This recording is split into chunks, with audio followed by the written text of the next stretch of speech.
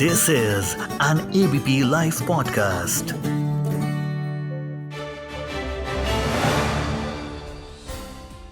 So, India's Minister of External Affairs, Mr. Jaishankar's US trip is all over the news lately. Mr. Jaishankar has lashed out at the Joe Biden administration for providing $450 million worth of spares and services for Pakistan's F16 fighter jets. Mr. Jaishankar said that no one was fooled by claims that these fighter aircrafts were meant only for counter-terrorism operations. Mr. Jaishankar also raised questions over the merits of the US-Pakistan relationship and said that Washington's ties with Islamabad has not served both the countries. This is the first time that the Modi government has openly lashed out at the Biden administration. But what is this F16 package? Why was it given to Pakistan? And how has the US responded to Jaishankar's comment? Let's decode all of this today. So welcome to Clear Cut, only on ABP Live Podcast. This is your newsman Rudrashish, and today let's talk about the India-US animosity over the F16 package.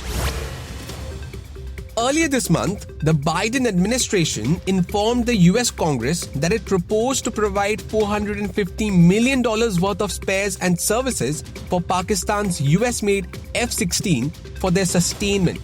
The US said no new capabilities or ammunitions were part of the package, which it was stated would also not alter the military balance in the region. The US administration has repeatedly said that the F16 package was meant for counter-terrorism operations. But what exactly is this package? So, according to the Defense Security Cooperation's press release, the US F16 package is a $450 million package, which will provide technical and logistic services for Pakistan's F16 fleet. The US will coordinate with Pakistan in providing technical assistance, aircraft and engine hardware and software modification and support, equipment support, and a range of aircraft maintenance elements. Now, how has the US responded and defended its F-16 package? Now, during a press conference on Tuesday, US Secretary for State Mr. Anthony Blinken said, "We are not fooling anybody." He went on to say that it's Washington's obligation to help Pakistan maintain the F-16s to defend the mainland from Al-Qaeda and ISIS terrorists. He further added that there are clear terrorism threats that continue to emanate from Pakistan itself, as well as from neighboring countries. And whether it's ISIS or whether it's Al-Qaeda, I think the threats are clear, well known, and we all have an interest in making sure that we have the means to deal with them. And that's what this is all about. White House spokesperson Ned Price said, "We don't view our relationship with Pakistan and our relationship with India as in relation to one another. These are both partners of ours with different points of emphasis in each. We look at both as partners because we do have in many cases shared values. We do have in many cases shared interests. And the relationship we have with India stands on its own. The relationship we have with Pakistan stands on its own. Experts have said that if India enjoys being a member of Quad and the Shanghai Cooperation Organization, then it has to make peace with its other strategic partners, getting cozy with its rival nations as well." Experts have also speculated that one of the main reasons the Biden administration is providing the F-16 package to Pakistan is because of Ayman al-Zawahiri's death. Now, it's highly asserted that Pakistan and Afghanistan both provided intelligence for the drone strike that killed the Al-Qaeda chief al-Zawahiri. Now, India has been alarmed from the very beginning when US gave F-16s to Pakistan as a reward for their help in the first Afghan war. It's clear that Pakistan will use F-16 in any aerial skirmish with India. For instance, during an aerial skirmish in February 2019 between India and Pakistan, the Pakistani Air Force shot down a MiG-21 with the help of F-16. It is clear that India does have a problem with Pakistan possessing F-16s, and India does feel intimidated by this. But at the same time, it won't be wise to keep pressing the US on this issue, as both India and US are important strategic partners for each other. And now retired IFS officer Mr. J.K. Tripathi will join us on the show to give us a clear-cut take on this issue. So welcome to Clear Cut, Mr. Tripathi. It's a pleasure to have you on the show again. Thank you.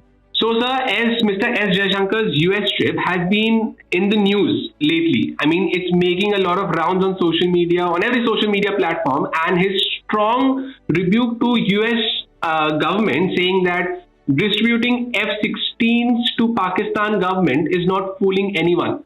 So, what do you think? What is the whole matter of this? I mean, if a layman has to understand the whole thing, why is S. Jaishankar or the Indian government upset with the US distributing F-16 jets to Pakistan?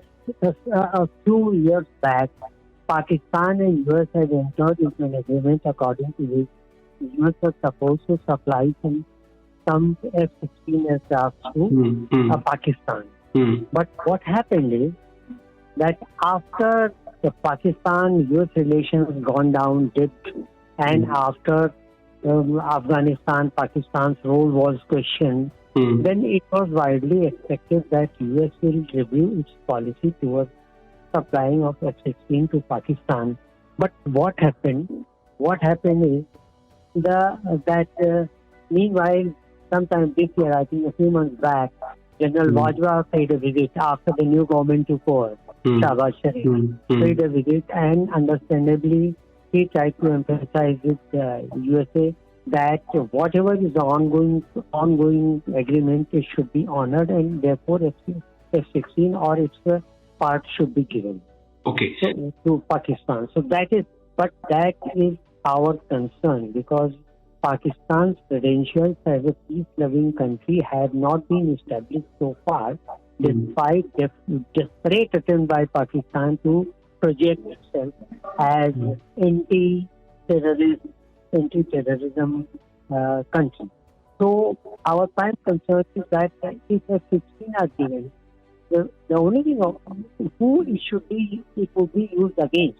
Pakistan is certainly not going to use it against China or Bangladesh or Sri Lanka or Iran or Afghanistan. So the only country that Pakistan is at war with, at daggers on with, is India. And giving something to Pakistan's irresponsible regime, which is run either directly or by proxy, by the military, by the so-called establishment, is a dangerous. Is a dangerous development, which is going to be dangerous, not only for Pakistan but for India also. Giving it to some irresponsible regime is always fraught with the possibility that it will be used against us. Exactly. Handing over F-16s is quite a big stretch for US, because those are not some jets to play with. They are extremely capable jets. Yes. So that is why we objected, and that is why Jaishankar, in very without mentioning any words, said that who are you fooling by this explanation. But I understand that after the bilateral meeting with Blinken, Blinken himself said F-16 is our contractual responsibility. We cannot shy away from that, and India must understand all that. He tried to which was the question. But nevertheless, this thing still remains that despite India being comprehensive strategic partner of USA, part of Quad and part of 2+2 with USA, which is all that, why did US not consult India over this delivery of F-16 to Pakistan? So there have been reports that Joe Biden is becoming more lenient towards Pakistan, and he has no opinion on the F-16 handovers. He has not said a word over the F-16 handovers.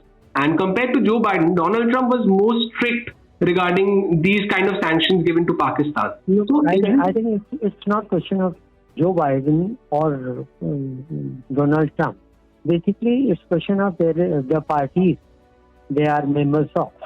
Traditionally, Republican Party has been quite lenient towards India, and Democratic Party had been not that much lenient favorable to India, because Democrats have the main agenda, the main theme of that party is human rights, and in name of human rights violation or allegations of human rights violation, what they are doing is they are targeting India on Kashmir and other places. Exactly.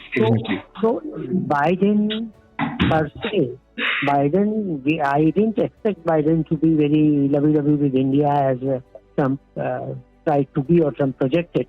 So it is, yes, but they should also realize that their assessment should not be lopsided. When it comes to human rights violation, Pakistan is much more. Pakistan is one of the worst regimes, worst countries. Exactly. Where military as well as the local police and as well as the majority of Muslims, they carry out terrorist acts or acts of human rights violation. So you should have realized. Sir, this whole scene that panned out, S. Jaishankar's sharp response to US, how will this affect the diplomatic relations between India and United States? Because it was quite a public... I don't think leadership it is going to affect in any way. These are utterances which most ministers give. And at least I have all the praises for Jaishankar. At least he talks openly and candidly about India's national interests.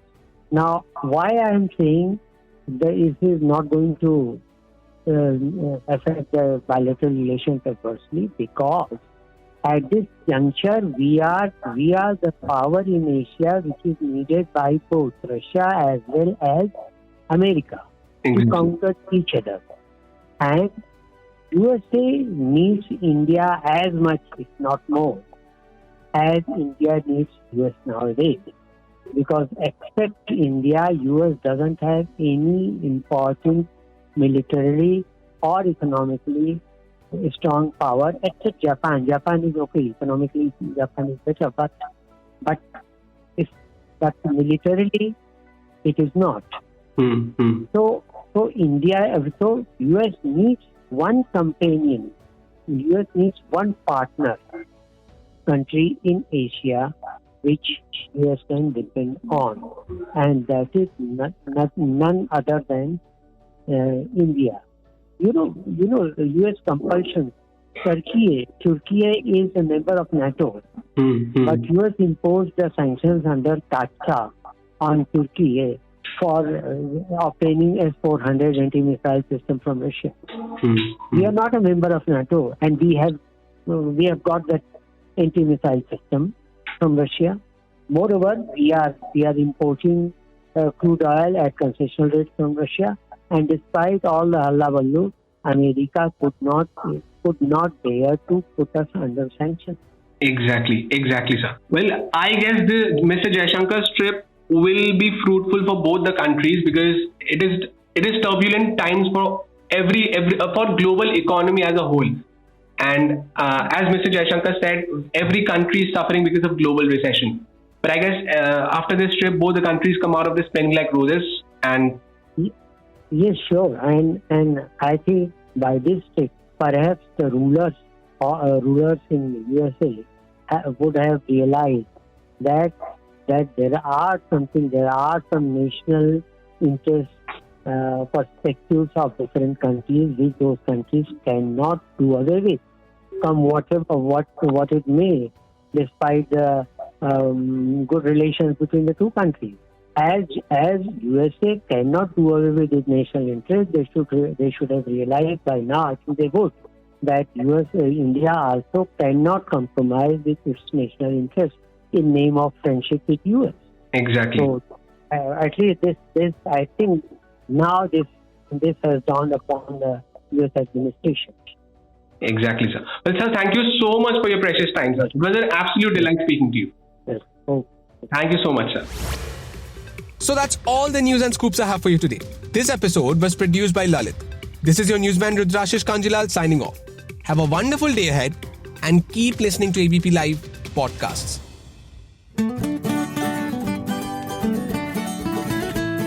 This is an ABP Live Podcast.